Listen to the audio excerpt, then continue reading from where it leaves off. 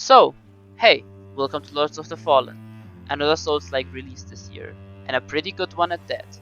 Despite this game having quite a rough start, especially enemy density, performance, and balancing wise, the developers gave it their best to fix the game as well as they could, and I think they managed to do quite well. Just some questionable ideas remain in the game, especially quality of life wise, or some minor performance issues, especially on PS5, so yeah, I think they're on to fix that as well as they can. Really nice community support too, which I always appreciate and love to see. Seriously though, the Red Reaper feature, I don't know what they were doing. They definitely were not cooking with this one, and I hope they somehow rework it because it's quite bad, to be honest. But yeah, today we're not here to discuss the general quality of this game, but the overall quality of the main or remembrance bosses, which I have to say seriously surprised me, in a very positive way. From seeing the gameplay, I expected the bosses being alright, maybe 1-2 great bosses if even that, but man, I'm glad the developers proved me wrong here, because honestly, the bosses seriously surprised me. I'm also using the same ranking metrics as in my Lies of P boss ranking, which can be seen here on the screen right now. Also, shout out to some mini bosses I really liked, for example the Percival, Ruiner and the Abiding Defenders. Later they're used as basic enemies, but I really enjoyed their fights and I think they're great enemies. Just not part of this rank. With all that said, let's get into the ranking.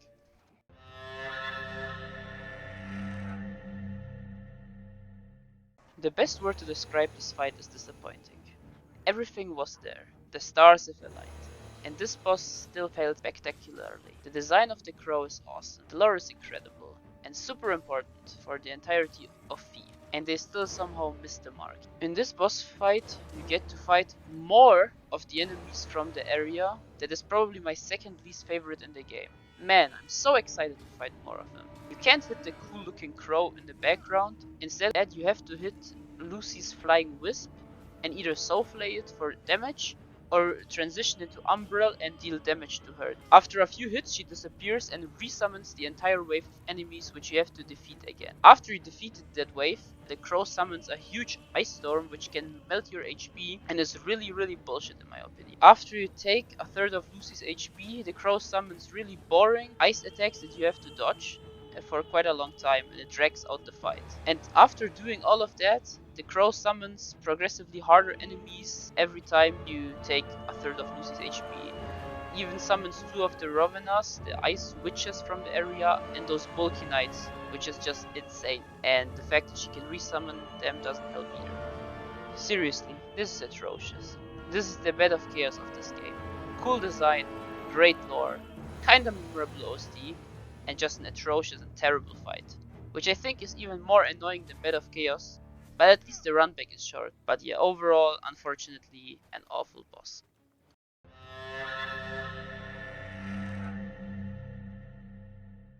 Oh god.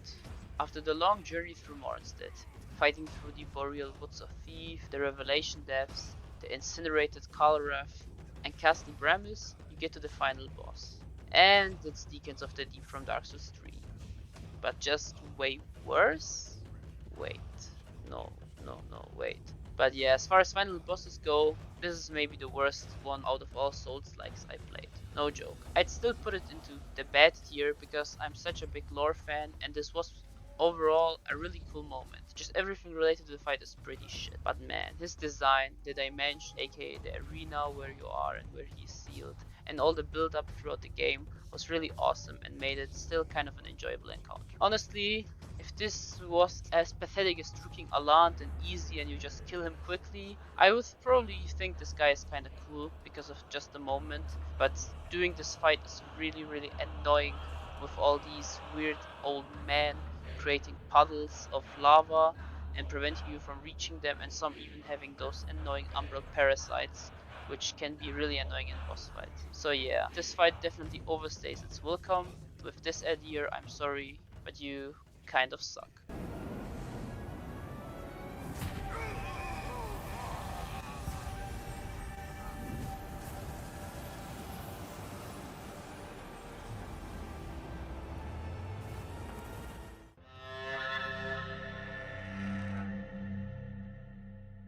The Sprint Broccoli is a really decent boss. he actually executes the Iron King or Ceaseless Discharge type boss quite well.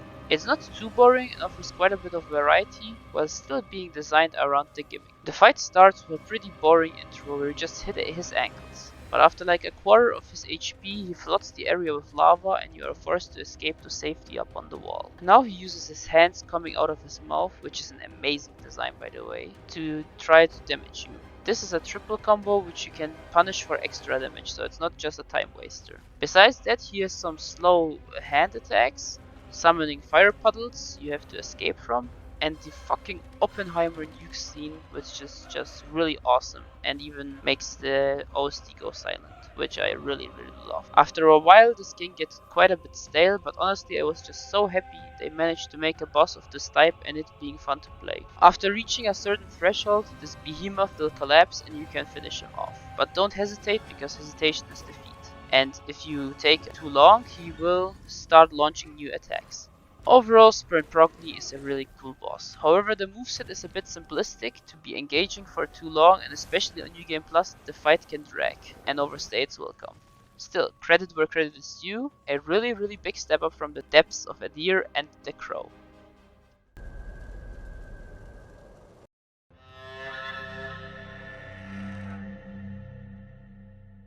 The Congregator of Flesh looks really awesome. I love this guy's design. It's so disgusting and just really awesome and unique looking. The designs in this game in general are awesome again, like in Lies of P. Well, does the fight hold up? Is it as good as the design? I mean, maybe not as good, but yeah, it's really good. Fighting this abomination in this cave full of blood feels really cinematic in a weird way. Before you start fighting him, please suck the Emerald Parasite, because it gives him poison built up on his attacks, which can be really annoying.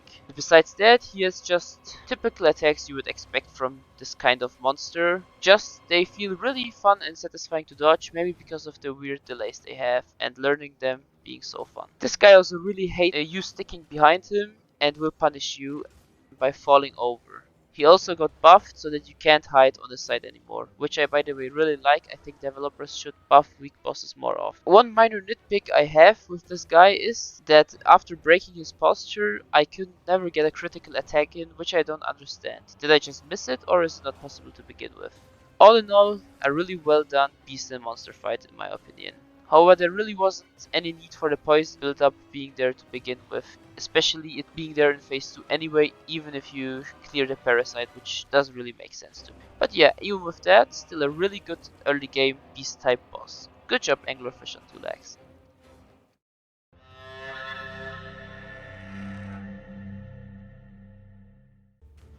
I'm starting to think this game is just Dark Souls 2 but done right, and no one can convince me otherwise. Also, on a side note, I do not hate Dark Souls 2, I quite like it. The Sundered Monarch is just Vendrick, but done way better in every way. The fight starts by him being passive and even when attacked not even bothering to defend himself properly besides throwing a few projectiles. After dealing a bit of damage to him, he initiates phase 2 by ripping the queen statue's head off, which is a mix of sad and kind of really badass. Now he finally fights you head on.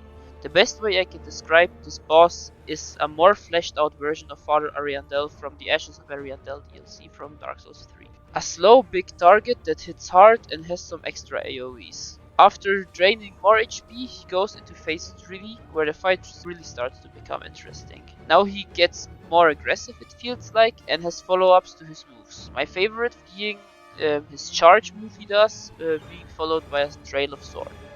This boss proves that a Vendrick type boss can work, and while the Sundered Monarch is not too hard, he doesn't put me to sleep, unlike Vendrick does. Also, this boss is the reason why bosses like Vendrick have no excuse being just pathetic, weak and boring. Yes, the moment you enter Vendrick's room with the music starting is really cool, but like the fight is really boring and a snooze fest overall, while Sundered Monarch, being the same type of boss, still was really entertaining to fight. And yeah, so congratulations Sundered Monarch, you are maybe a husk of your former self, but a good boss nonetheless.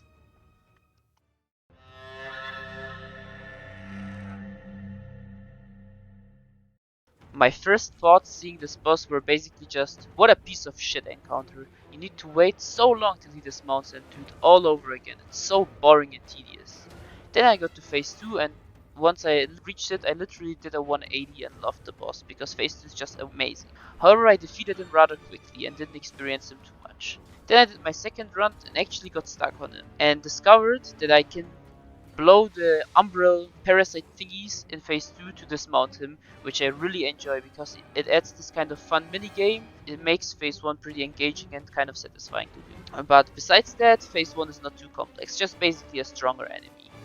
Once he enters Phase 2 though, he can do a lot of cool moves. Instead of riding his horse around and wasting time, sorta, he will send his horse after you as an attack, which you have to dodge. Also, he can now emerge from the swamp in two ways that both require different timings, which still catches me off guard pretty often. And with the rest of the moveset, he can create a pretty challenging early game boss, which I actually got stuck on for quite a while on my second playthrough. I still don't know why, but it was really fun.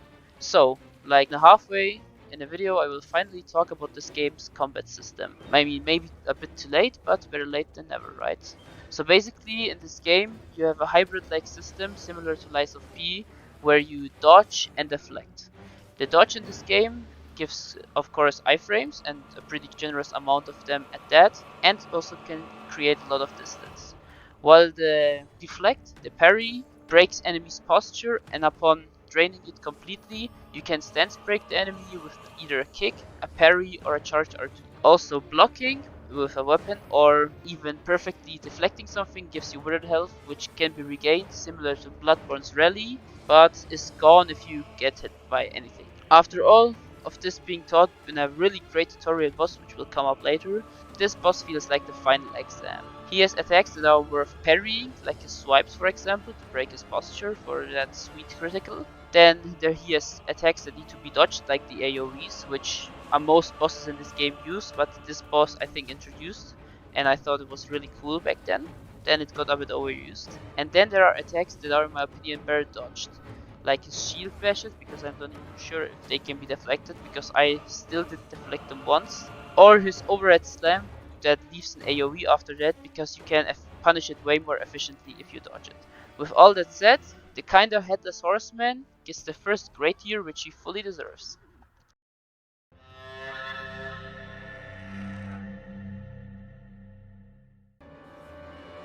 Pieta is honestly a mastercraft in tutorial bosses, and one of the best I have ever seen. Only Father Gascoigne from Bloodborne and Margit from Elden Ring can really compare quality-wise. Everything you maybe didn't grasp about the combat in the tutorial area will be forced onto you, or else Pieta will gatekeep you, as a true Dark Souls fan does. Besides the fight, Pieta is one of the best characters in the game. She's tied to a lot of the story. At the start of the story, she is in some kind of crazy state and attacks the lamp bearer without really thinking about it. Later she becomes your ally and even responsible for upgrading your heals, which is really awesome and cool. Also, I need to talk about it here. The OST in this game is really good, especially with the bosses coming up and Pieta specifically. The OST is just fucking awesome and full of bangers. So yeah, this is all really cool, but the fight, is it good too? Well, in my opinion it's perfect for what it is. She has slow but readable attacks that can be either dodged or deflected without too much struggle. She also has well telegraphed but devastating magic attacks with quick radiant speeds and AoEs in Phase 1. In Phase 2 she now has wings and becomes kind of like a fallen angel and mixes her melee combos with cool clone attacks, combining her already introduced attacks into new variants. She also changes up her timings and animations because she's flying now, so it just makes sense. She also has this really cool move that she always uses when she transitions to Phase 2, but can also use freely during the fight, where she blocks basically too late. It's not too dangerous, but you still have to keep an eye out for it. Honestly, for a first boss, this is quite complex and really tough too. I died over 10 times during my first run, which really scared me for the rest of the game, which wasn't that indicative of what would come later. Still, respect for Pieta for claiming victory this often and being a perfect tutorial boss, because tutorial boss wise it doesn't get much better than this.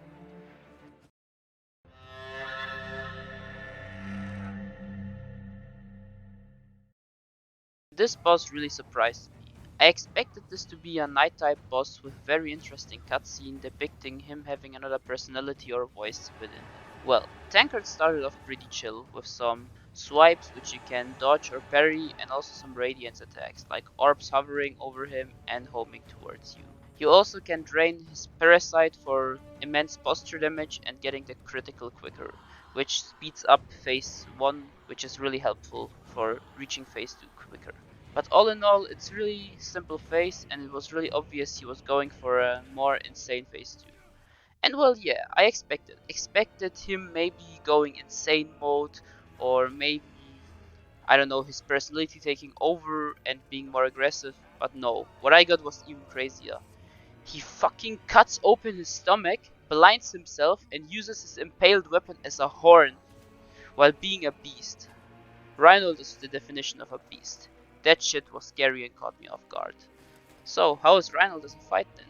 Well, it's way better and cooler than Tancred phase in every way, and is a proper beast boss similar to the bosses of Bloodborne with breakable limbs. If you manage to break some limbs, you can perform a massive critical attack that absolutely decimates his health, which is a really fun gameplay loop, and Bloodborne is my favorite game in the series, so I was more than happy to see this. Besides that, he has quick and deadly combos if you stand in front of him. Though keeping your distance doesn't mean you are safe at all, because he will either leap towards you leaving a pool of lava, thereby restricting your space, or spam you with fireballs. So it feels like he has an answer to all attacks or moves you do, which I really appreciate. And on my first run, this phase took me like 6 minutes and I only survived the use of healing stones. If it wasn't obvious at this point, I adore his design, and he's probably top 3 designs in the game for me. It's a really sick one. This is the point where the boss start to be really great, and especially Reinhold is a perfect symbol of that. So yeah, Reinhold and Tancred, great boss, especially Reinhold phase.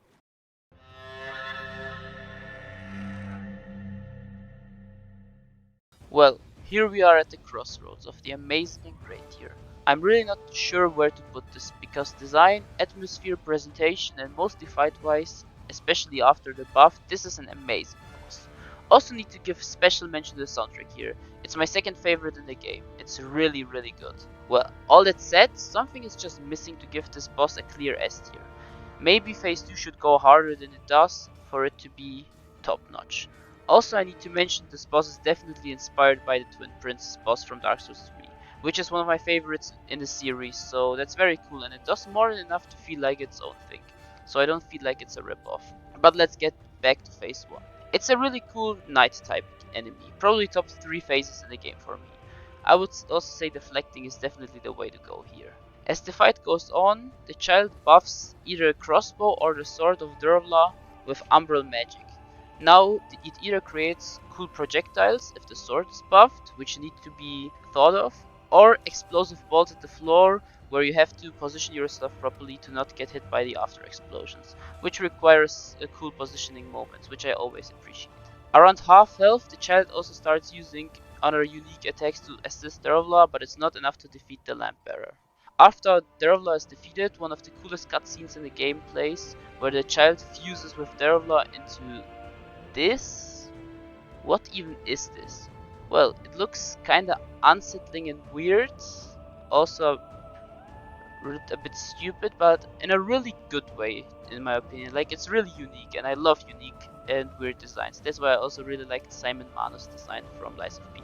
Well, this phase is kind of cool. The basic moves are just kind of not super interesting, but at least the boss uses them more often in pre-patch. Also, you can't avoid them by just hugging the boss side like you used to pre-patch, so that's really nice. Once again, really nice that they buff weak bosses. Where his face shines are the special moves, which are really unique. The boss has the spinning attack, which is probably my favorite, the nails tracking you and you having to dodge them, and this projectile that tracks the player, which I really enjoy to dodge. With all that said, this boss is really great, just not quite there. You two are a great boss, but the amazing tier was never a promise.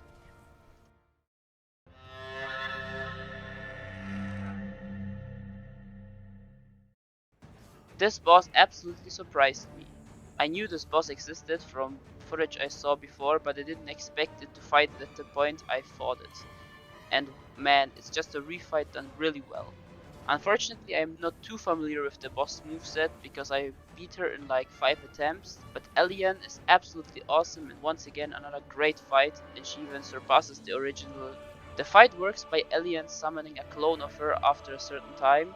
During that time she is rather passive and shooting only some umbral projectiles, which only deal with her health damage that can be regained, even by hitting the illusion, which does make it balanced overall. But it's probably a nightmare to no-hit this fight. Once you destroy the illusion, you can perform a critical attack on Elian, but the window is very tight, so be quick.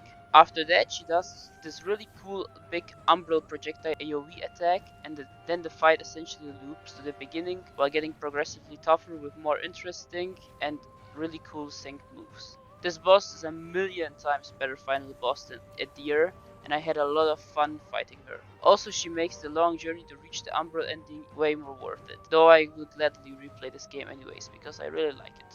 Can't really say much more on her. It's mostly an evolved Piera with all the cool cloning and using umbral spells in addition to the radiant ones. Also, the sword she wields is really cool. It reminds me of Dark Lord from Dark Souls 2.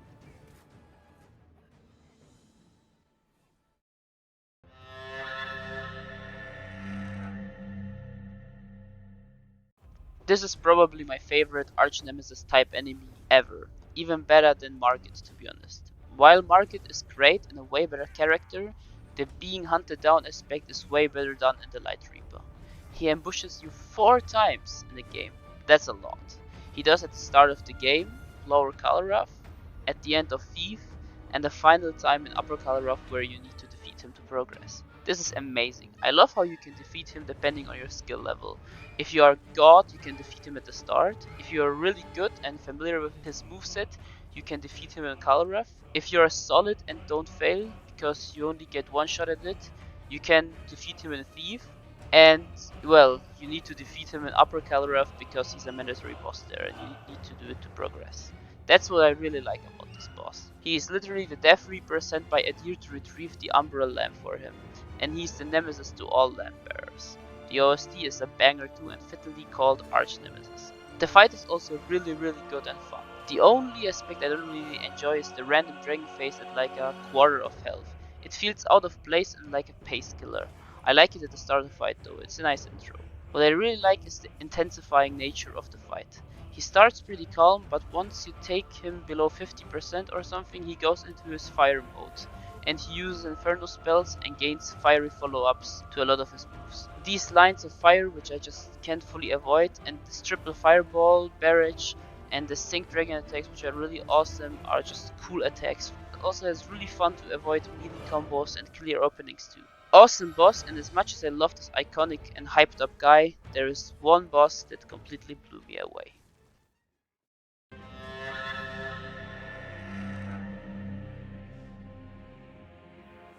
And that boss would be Judge Cleric.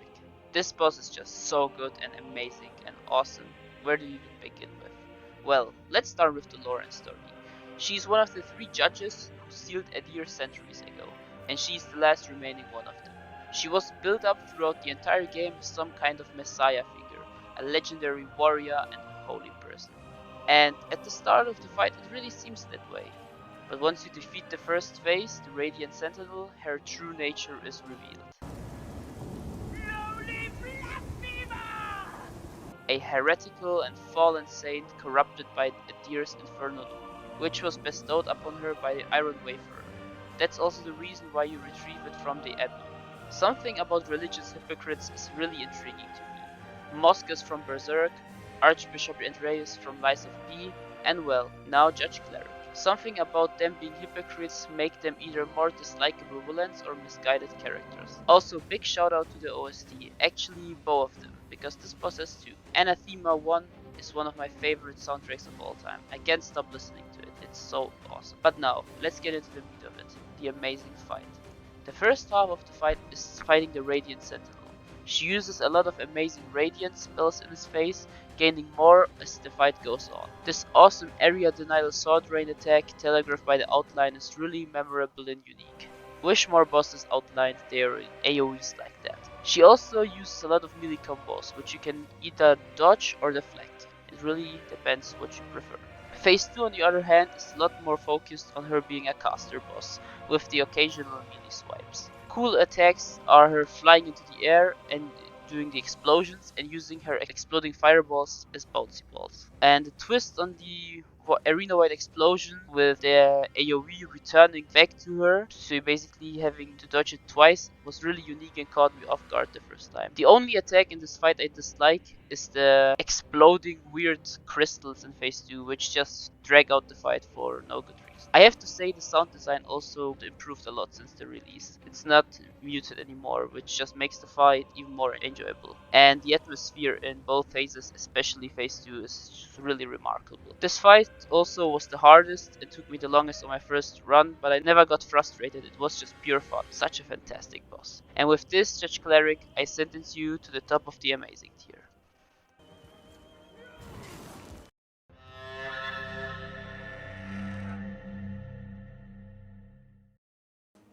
Well, here we are at the end of the video. Thank you so much for watching. I had a blast playing this game for the most part, even with the rough release, but especially my second playthrough was really fun and enjoyable. If you want to support the channel, please like and subscribe and maybe share the video, it helps more than you can imagine. And a lot more content is coming in the future. Next video I'm not 100% sure what to do. I considered doing an in defense of Lords of the Fallen because I feel this game has a worse rep than it deserves. Admittedly, the release was pretty terrible. My other idea, and the one I'm leaning towards, is a ranking of Armored Core 6 bosses. But I would need a lot of time to improve at them and make a better video. But it's not even a question whether the video is coming, but when the video is coming, because I will do it 100%. Because Armored Core 6 is one of my favorite games of all time. If you have other suggestions, please comment them down below. Also, I'm really sorry for my bad mic quality. I will buy a new mic very soon. With all that said, thank you again so much for watching, and until next time. Bye!